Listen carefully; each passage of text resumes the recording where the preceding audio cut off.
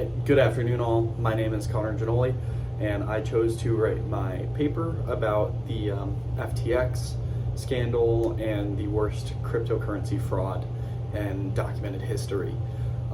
So establishing some of the facts of the case first is the most important thing to understand is before we dive into any of this, what was FTX? FTX, also known as the Futures Exchange, was a cryptocurrency exchange that mainly traded in volumes of major cryptocurrencies like Bitcoin, Ethereum, but many others as well.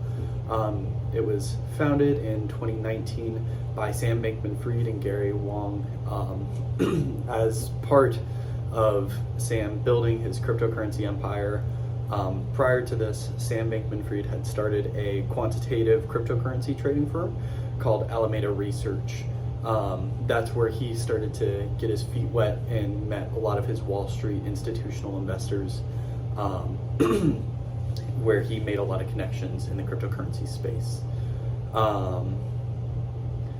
But in November of 2022, what happened was there was a run on FTX's assets, kind of like a traditional bank run in the sense that many investors in FTX had liquidated FTX's flagship token, the FTX token, also known as FTT.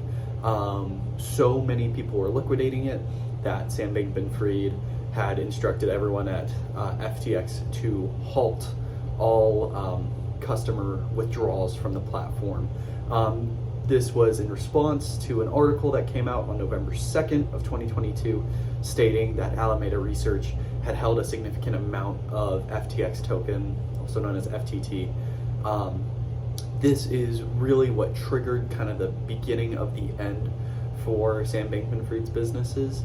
The issue that arose with Alameda Research holding so much collateral in FTT was the fact that FTT really didn't have a value outside of the value that it had assigned from FTX.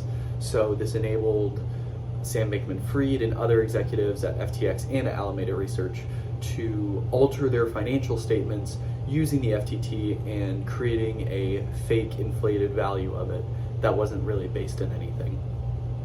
So after this run on FTX's assets, FTX was forced to halt all consumer withdrawals, and later they filed for Chapter 11 bankruptcy alongside Alameda Research and all of SBF's other related cryptocurrency investment projects. This was by far the largest bankruptcy of a cryptocurrency exchange firm that we have seen to date. Even with the most recent filings against Binance, Coinbase, and the other cryptocurrency exchanges, FTX takes the cake as the worst financial disaster in cryptocurrency. But how did this happen? There are a lot of different factors that culminated into FTX's failure. One of the most important being the use of this FTT token. It was improperly used, and FTX and Alameda Research both reported this FTT token on their financial statements. This allowed them, as I said before, to kind of fudge their financial statement numbers and lie to investors, the public, and other federal agencies about the true value of their company, the company being in a ton of debt. The second issue arises with the Alameda Research FTX money funnel. So what happened was in 2019, when FTX was first started, to cover some of the short-term allegations that Alameda Research had, Sam Bankman-Fried began pulling on assets from from FTX into Alameda Research to help fund those. This is illegal, but it is a very small scale of what actually ended up happening.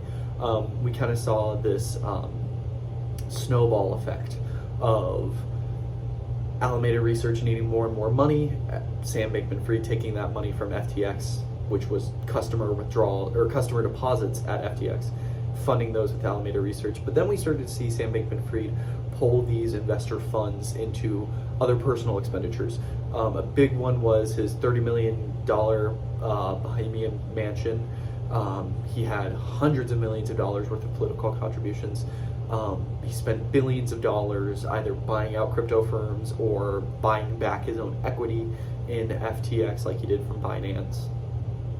And ultimately what this culminated to was not a liquidity crisis when they had that run on their assets in November of 2022, but a solvency crisis where FTX did not have enough assets to cover any of their obligations, short-term or long-term. It wasn't that it was locked up in any long-term investments, it's they did not have these, period.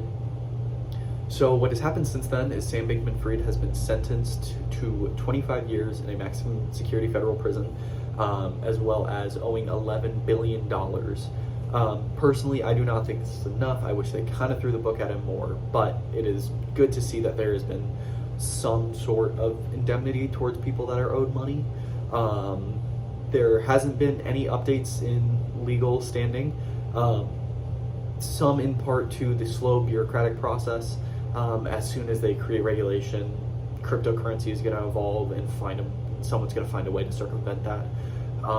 But there really isn't a ton in the way stopping the next big FTX disaster.